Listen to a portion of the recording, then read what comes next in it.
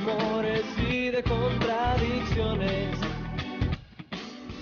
tierra de olores, tierra de destrucciones, tierra de sabores, de esperanza y descubrimientos falsos.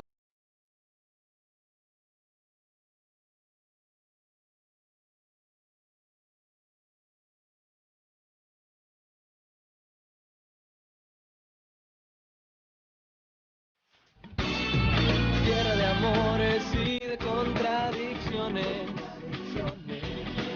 tierra de colores, de discursos y razones, tierra de olores, tierra de predicadores, tierra de sabores, de sangre, fuego y pasiones.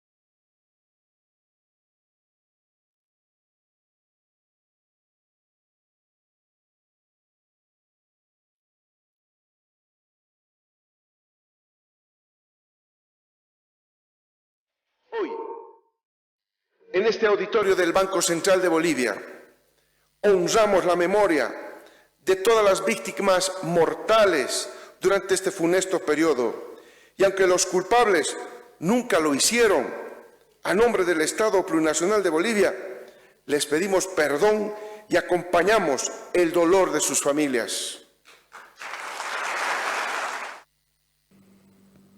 Buenas noches. Martes 17 de agosto del año 2021, el presidente Arce pide perdón por crímenes ajenos, los de él, los de su gobierno, los que generó su lado no le importan.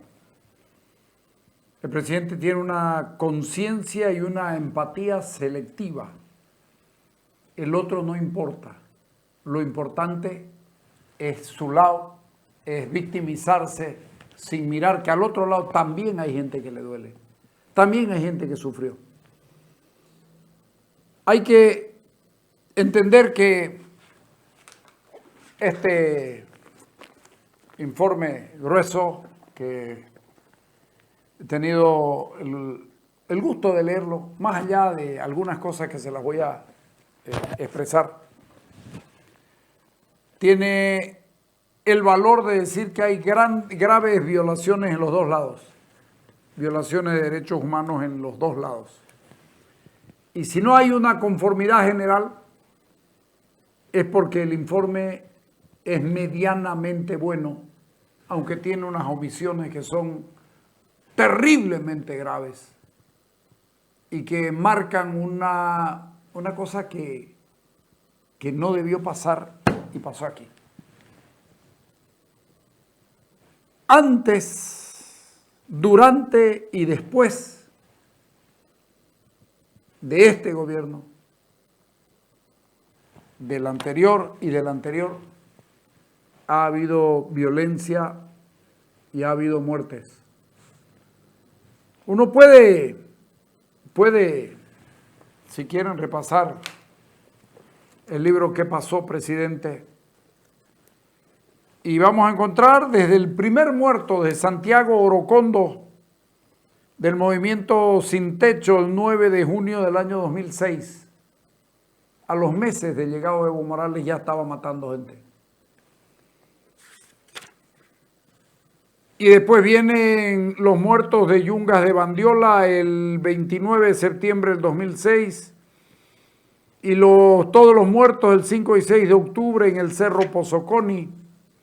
Y luego los muertos de Caiguasi, luego Cristian Urresti, el 15 de diciembre del 2006, el 11 de enero del 2007,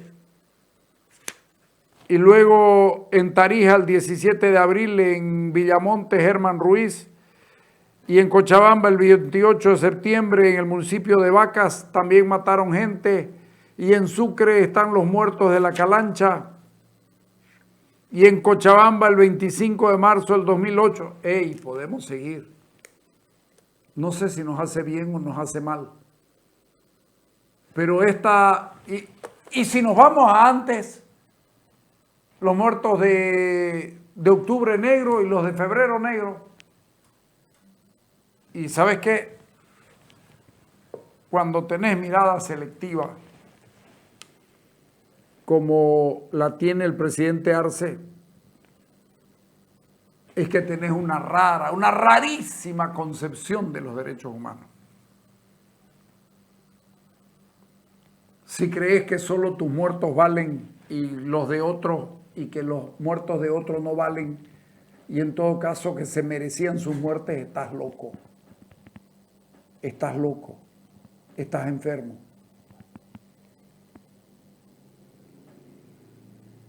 No me venga a mí que los muertos que no son plurinacionales o masistas o que son fachos de mierda no importan, porque sí importan.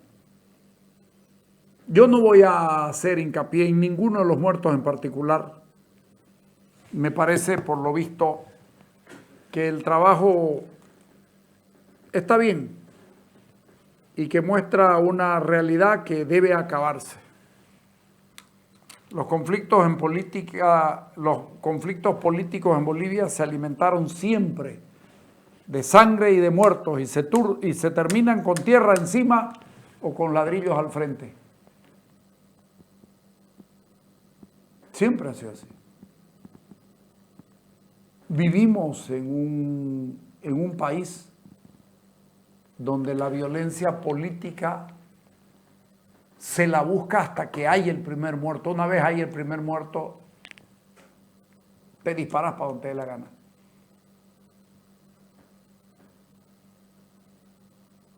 Yo estoy acobardado de hablar de los muertos de un lado y del otro. De hablar de los muertos de esa niña muerta en el camino Oruro-La Paz. Allá en una casita. Y un francotirador decidió aniquilarla en pleno gobierno de Sánchez Lozada. O la enfermera a la que le bajaron la mandíbula y la dejaron mal. Y tendrían que haberla matado y no pudieron matarla. O sea, los muertos siempre son los de abajo. Y no estoy buscando que sea uno de arriba. Los conflictos políticos en Bolivia se alimentan de sangre. El gobierno está jugándose demasiado y este informe no lo deja tranquilo. ¿Y sabes qué es lo peor? Que hasta ahora Arce no entiende que lo que pasó en el gobierno anterior con otro presidente no lo puede cargar a él. Y sin embargo lo carga. Sin embargo lo llena. Sin embargo sale a defenderlo porque, como siempre digo, está acomplejado con el que lo puso, con el huido. Y está dispuesto a justificar absolutamente todas y cada una de las cosas que hizo el huido para que lo deje tranquilo sentado por los 5 años. Cuando se tienen esos complejos de inferioridad y cuando se tiene tanta cobardía, es difícil ser buen presidente.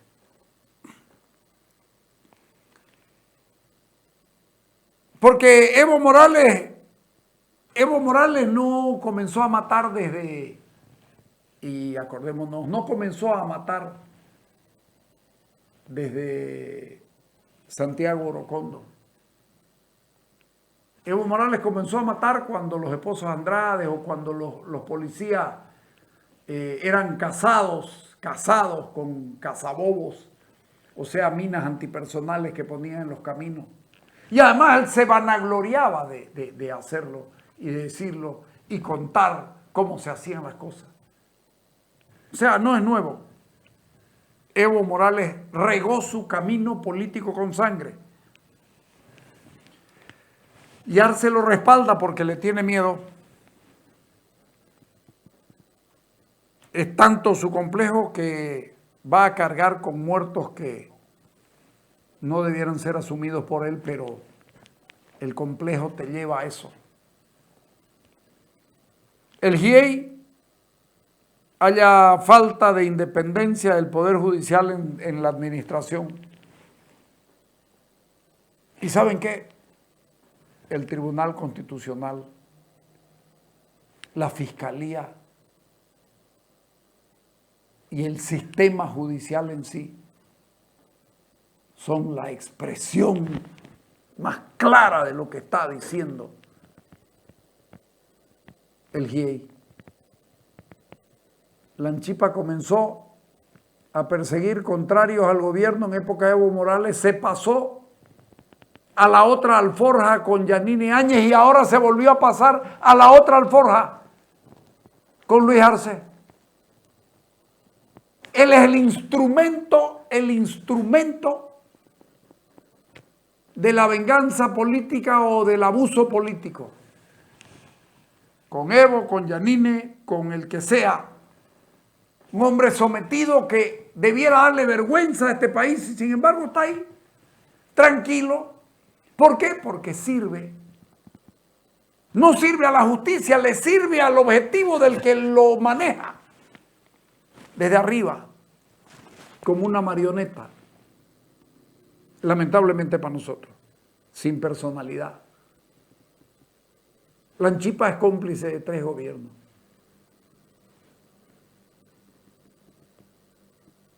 Lo escucho a Arce decir que esto es. ¿Qué es esto sino la prueba del golpe de Estado? Ponerla esa parte, por favor. Esa parte donde habla de golpe de Estado.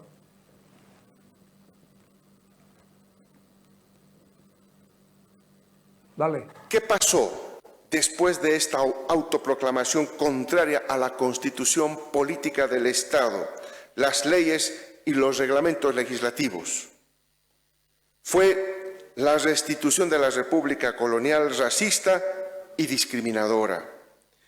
Y cito textualmente el informe, abro comillas. Los primeros mensajes de celebración de este acontecimiento tuvieron un alto contenido religioso y antiindigenista, acompañado de diversos actos de desprecio y repudio hacia la identidad indígena, representada en esos momentos por la huipala, lo que indignó a las personas que se autoidentifican como población indígena, originaria, campesina y comunitaria. Cierro comillas. Además, altos dirigentes de la administración de Áñez se pronunciaron prometiendo el escarmiento y anunciando una cacería de masistas a quienes sin prueba alguna se sindicaba de sediciosos, terroristas y o cómplices del terrorismo. En este marco, una de las primeras acciones implementadas por el gobierno de facto de Yanine Áñez fue la promulgación del Decreto Supremo 4078, que dio vía libre a las Fuerzas Armadas para reprimir al pueblo boliviano con total impunidad.